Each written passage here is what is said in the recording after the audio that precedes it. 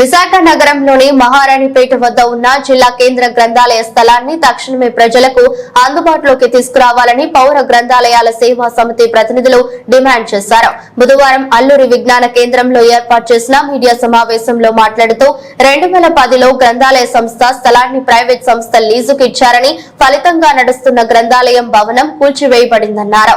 2014లో ఆ లీజు ఒప్పందం రద్దు అయిందని, అప్పటి నుంచి 2 ప్రభుత్వాలు మారినా నేటికి ఆ గ్రంథాలయ భవన పునర్నిర్మాణం చేపట్టలేదన్నారు.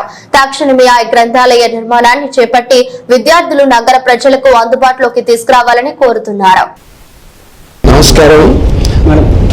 ఆంధ్రప్రదేశ్ రాష్ట్రాన్ని నాలెడ్జ్ స్టేట్ గా చేస్తాం అని చెప్పి చంద్రబాబు నాయుడు గారు చాలా గొప్పగా ప్రకటించారు. సంతోషిస్తున్నాం. వారి తనయుడు లోకేష్ గారు ఇప్పుడు విద్యాశాఖ మంత్రిగా బాధ్యతలు తీసుకున్నారు. ఆధునిక దృక్పథంతో విద్యా సంస్థల్ని మొత్తం అన్నింటినీ అభివృద్ధి చేస్తామని వారు చెబుతున్నారు. మరొక యువకులకి ఆశాకిరణం లాంటి నాయకుడు ఉప ముఖ్యమంత్రిగా ఉన్నారు పవన్ కళ్యాణ్.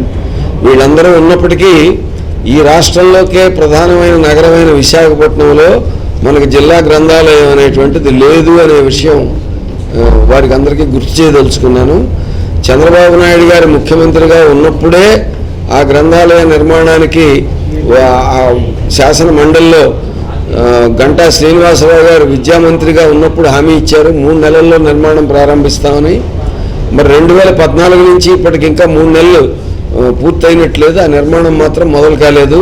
ఇంత నిర్లక్ష్యం యువకులకి, నిరుద్యోగులకి, విజ్ఞానాన్ని పెంచుకోవాలనుకునే వాళ్ళకి ఒక కేంద్రంగా ఉండే జిల్లా గ్రంథాలయం విషయంలో ఇంత క్షమించరాని నిర్లక్ష్యం ఎందుకు కొనసాగుతోంది అనేటువంటిది అర్థం కావడం లేదు. చంద్రబాబు నాయుడు గారు నిధులు లేవని మిగతా వాటన్నింటికి చెప్పొచ్చు, కానీ విశాఖ జిల్లా గ్రంథాలయం నిర్మాణానికి నిధులు పుష్కలంగా ఉన్నాయి. విశాఖ మున్సిపల్ కార్పొరేషన్కి ప్రతి నెల ప్రజలు కట్టేటువంటి ఆస్తి పన్నులో 8% గ్రంథాలయ సంస్థకి చెందుతుంది. ఆ రకంగా చూసుకుంటే 300 కోట్ల పైన డబ్బులు గ్రంథాలయ సంస్థ ఖాతాలో ఉండాలి. వాటిలో 10వ వంతు ఒక 10% కేటాయించిన విశాఖలో దానికి ఉన్న స్థలంలో గ్రంథాలయ నిర్మాణం వెంటనే చేపట్టచ్చు. ఏమాత్రం ఆలస్యం చేయకుండా చేయగలిగిన ఒక మంచి పని విషయంలో ఈ ప్రభుత్వం ఎందుకు ఇంత మౌనంగా ఉంది అనేటువంటిది మేము ఆశ్చర్యపోతున్నాం. వెంటనే ఈ ప్రభుత్వం గ్రంథాలయ సంస్థ నిర్మాణానికి ఆదేశాలు ఇవ్వాలని చెప్పి మేము డిమాండ్ చేస్తున్నాం. ఈ సమస్యని పౌరులందరి దృష్టికి తీసుకెళ్ళి గ్రంథాలయ నిర్మాణం ప్రజా చైతన్యానికి సంకేతం అనేటువంటి దాన్ని మేము ఆచరణలో ముందుకు నడిపించాలని చెప్పి భావిస్తున్నాం. ఇవాళ సమావేశం తాలూకా రౌండ్ టేబుల్ సమావేశం నిర్ణయంగా ఈ కార్యక్రమాన్ని ఒక ఉద్యమ రూపంలో ముందుకు తీసుకెళ్లాలని మేము నిర్ణయించామని ప్రకటిస్తున్నాం.